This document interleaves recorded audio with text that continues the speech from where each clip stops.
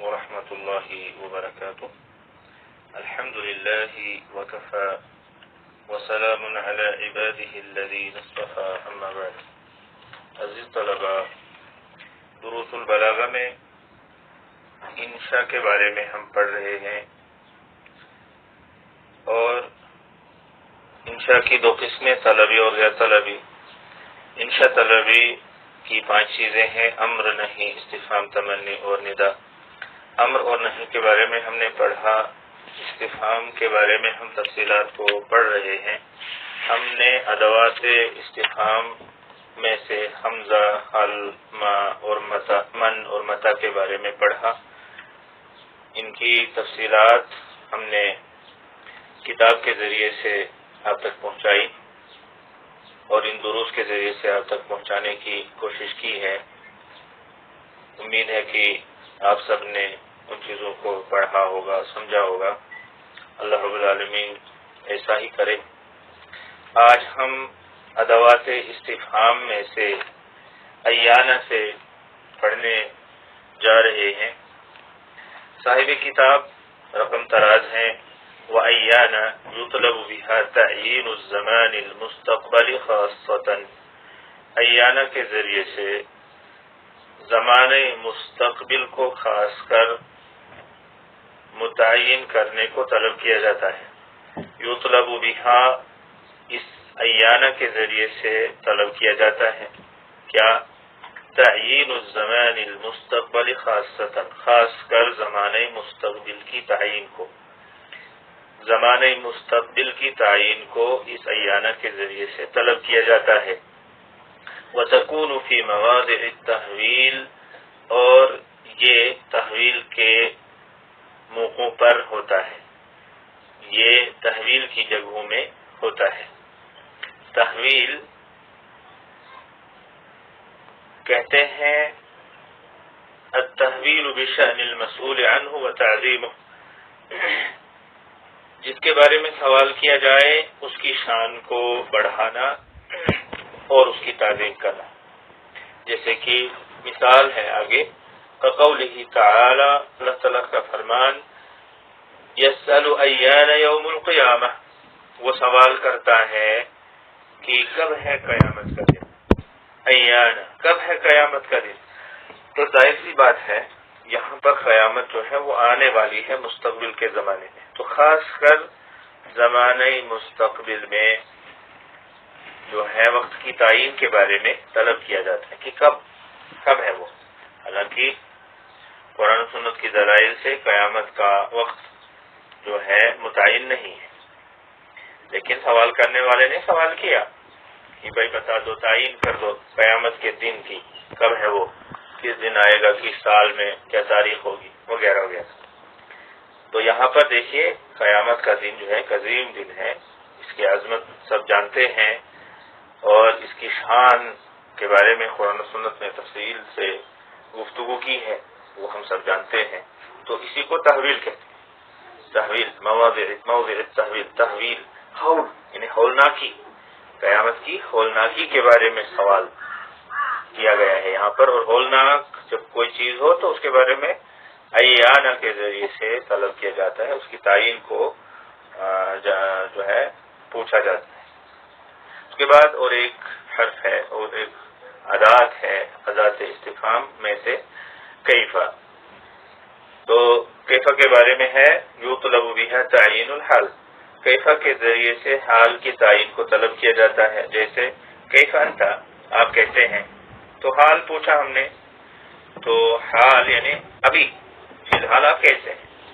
اور اسی طرح سے ایک اور ہے وہ ہے اینا، یطلب بها تعین المکان، اس کے ذریعے سے مکان یعنی جگہ کی تعین کو طلب کیا جاتا ہے، مانگا جاتا ہے بھائی جگہ کی تعین کرو. جیسے این تذهبوا، آپ کہاں جا رہے ہیں، کس جگہ جا رہے ہیں، جگہ کی تعین کرو. وَأَنَّا تَكُونُ بِمَعْنَى كَيْفَ، اور انا جو ہے یہ کیفا کے معنی میں ہوتا ہے. انا کیفا کے معنی میں ہوتا ہے، یعنی انا کے بہت سارے معنی ہیں، کچھ معنی یہاں پر یہ بتائے گا. ایک تو کیفا کے معنی میں ہوتا ہے، جیسے قرآن مجید کے اندر ہے انا یحیی هذه الارض بعد موتها، کیسے اس کو اللہ اللہ تعالیٰ زندہ کرے گا اس کے مرنے کے بعد. ایک چیز جو مر گئی یا کوئی بھی زیروخ چیز جو ہے موت کی شکار ہوگی تو اس کے بارے میں یہ کفار اور مشرکین سوال کرتے ہیں. وہ پوچھتے ہیں بھئی یہ چیز جو مر گئی ہے اس کی روح ختم ہو گئی, اس کی زندگی کا تمام ہو گیا, تو اللہ تعالیٰ اس کو موت دینے کے بعد کیسے اس کو کیسے کیا جا سکتا ہے. ان کو یہ بالکل جو ہے دشوار اور محال لگتا تھا. تو بہرحال انا یہاں کیفا کے معنی میں ہے. وہ بمعنی من این, اور انا جو ہے من این کے معنی میں آتا ہے کہاں سے. من این کے معنی میں بھی انا آتا ہے, جیسے مثال ہے یا مریم انا لکی ھذا. زکریا علیہ السلام نے جب مریم علیہ السلام کو محراب میں پھل کھاتے دیکھا, ایسا پھل جو اس زمانے میں بازاروں میں دستیاب نہیں تھا, اس موسم میں وہاں پھل ہوتا ہی نہیں تھا وہ اس طرح کا پھل, اس قسم کا پھل. تو زکریا علیہ السلام نے مریم علیہ السلام کو جب وہ پھل محراب میں کھاتے دیکھا تو تعجب ہوا کہ بھائی کہاں سے آیا یہ پھل. کہا یا مریم انا لکی ھذا, اے مریم یہ پھل آپ کو کہاں سے ملا, کس نے لا کر دیا. تو مریم علیہ السلام نے جواب دیا کہ یہ تو اللہ تعالیٰ کی طرف سے مجھے مل رہا ہے. اور اسی طرح سے انا بمعنی متى ہوتا ہے, وَأَنَّا بمعنی متى ہوتا ہے, یعنی انا جو ہے متى کے معنی میں, کب کے معنی میں آتا ہے. نحو جیسے زر انا شئت, تم میری زیارت کرو جب تم چاہو. جب تم چاہو, متى کے معنی کب بھی اور جب بھی, تو جب چاہو تم مجھے دیکھ سکتے ہو, میری زیارت کر سکتے ہو, میرے پاس آ سکتے ہو. ایسے ہی ایک اور ادات ہے, ایک اور حرف استفہام ہے, وہ حکم یطلب بها تعین عدد مبہم. اس کے ذریعے سے مبہم عدد کی تعین کو طلب کیا جاتا ہے. مبہم عدد مطلب تعداد معلوم نہیں چیزوں کی, تو اس تعداد کو متعین کرنے کے لیے کم کو استعمال کیا جاتا ہے. بھائی کتنی چیزیں ہیں, وہ تعداد کیا ہے. جیسے قرآن کریم کے اندر ہے کم لبثتم, کتنی دیر تم ٹھہرے وہاں. یا وہ جو واقعہ ہے کہ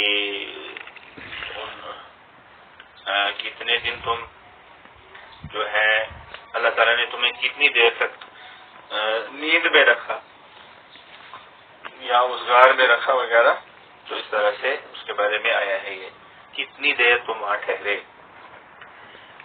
اور اس کے بعد ہے ایو, یہ بھی استفہام کے لیے آتا ہے, استفہام کا ہی ادات ہے, یہ بھی استفہام کا ہی اوزار یا طول ہے. یہ بھی استفہام کے لیے ایک اسم بھی, ان میں سے بعض اسماء ہیں, بعض حروف ہیں, تو تفصیلات نحو میں آپ جانیں گے. تو ایو یطلب بها تمييز احد المتشاركين في امر يعمهما. اس کے ذریعے سے دو متشارک جو ایک کام میں شریک ہیں, کسی معاملے میں شریک ہیں اور دونوں کے لیے وہ کام ہے, وہ دونوں کا کام ہے, ان میں سے ایک کی تمیز کو طلب کیا جاتا ہے. تمیز احد المشارکین, دو مشارکین میں سے ایک کی تمیز کو طلب کیا جاتا ہے جو دونوں کسی عام معاملے میں شامل ہوں, جو دونوں کے لیے تھا وہ کام.